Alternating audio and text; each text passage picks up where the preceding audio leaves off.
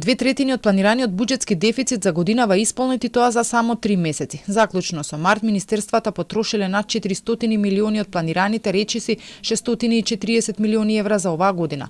Ова значи дека до крајот на 2026-та можат да се искористат уште 230 милиони евра. Со ваквата слика за домашната каса во првиот квартал се отвара прашањето колкава е можноста државата да носи дополнителни мерки ако има потреба од тоа. Нивните уверувања се дека за сега состојбата не била алармантна. Тоа се одлуки на министрите кои што сметаат дека во првиот квартал треба да ги исплатат обврските, нема да ги исплатат во вториот или во третиот, ќе ги исплатат во првиот. Тоа се планирани расходи кои што тие одлучуваат како ќе ги исплатат. Но тоа не значи дека до крајот на годината тие ќе добиваат дополнителни пари на расходна страна, затоа што нивните обврски ги сервисирале во првиот дел од годината. За покривање на тековни трошоци се чека и заем од 300 милиони евра, пари кои треба да стигнат, а најверојатно владата и повторно ќе се задолжува.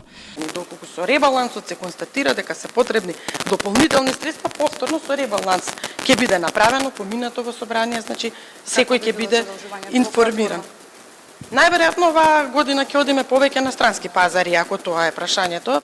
Од владата тврдат дека кризните мерки го чинат буџетот милиони без да прецизираат за колкава сума станува збор. Во моментов за 4 денари е намалена акцизата за дизелот. Очекувањата се дека за толку ќе се спушти и за бензините. Но од друга страна, ДДВ-то за дизелот е 18% и за сега не се размислува да се врати на 10%. Се уште се водат преговори со ОКТА дали компанијата ќе даде попуст од 3 денари и во мај.